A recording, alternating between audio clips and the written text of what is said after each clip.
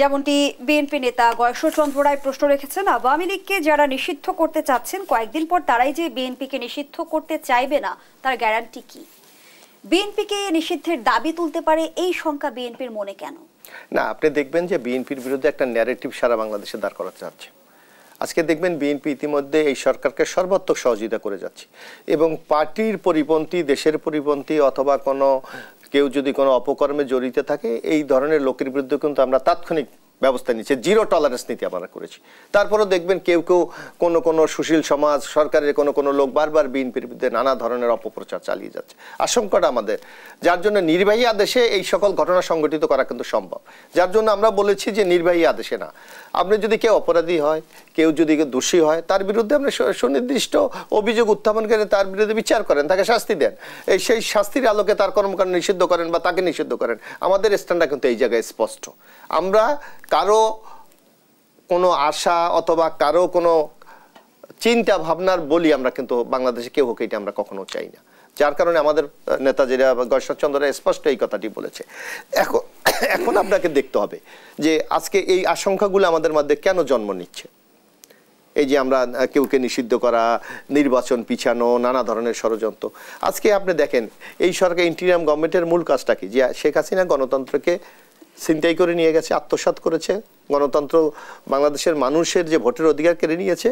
এই অবস্থা থেকে ফিরিয়ে আনে আগামী দিনে একটা গণতান্ত্রিক প্রক্রিয়া আমরা ফিরে যাওয়া, যার জন্য অবশ্যম্ভাবী কিছু জিনিস আমাদের মাঝে এসে দাঁড়িয়েছে। সেটা হলো সংস্কার। সংস্কার কি মানে? যেই জিনিসগুলিকে আপনার নষ্ট করে ফেলেছে সেই জিনিসগুলি তার সঠিক জায়গায় ফিরে নিয়ে আসা। কিন্তু আপনি এই 9 মাসে কি সে খুব কার্যকরী কোনো অ্যাকশন আপনি দেখতে পাচ্ছেন? আপনি বলতে পারেন যে একটা ঐক্যমতের কমিশন গঠিত হয়েছে। তো ঐক্যমতের কমিশনের তো এজেন্ডা নানাবিধ। যদি আপনার এই যে রেলটা যে লাইনচ্যুত হয়ে গেছে এটাকে ঠিক করা যেমন একটা বিষয়, আর আপনি যদি বলেন যে না এই লাইন ঠিক করা যাবে না, এটাকে নতুনভাবে আবার স্থাপন করে তারপর আমার ট্রেন চালাতে হবে, তাহলে আমার সময় ব্যাপার।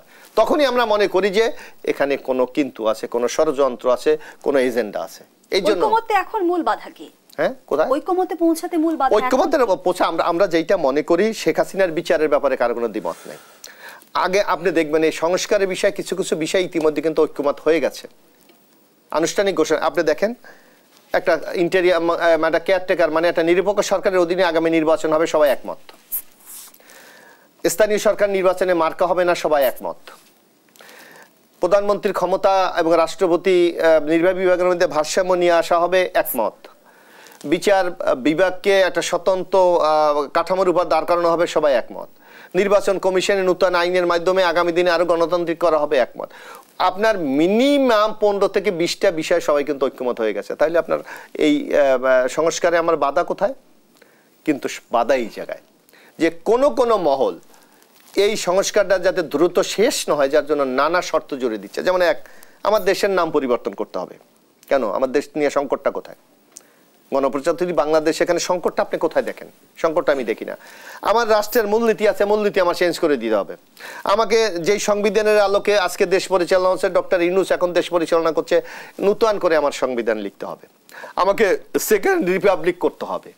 এই যে নানা ধরনের শর্ত আরোপ করে আমরা মনের সংস্কারের পথটাকে পিচ্ছিল করে দেওয়া হচ্ছে, যার কারণে এখন কিন্তু ঐক্যমতে পুষতে পারছে না।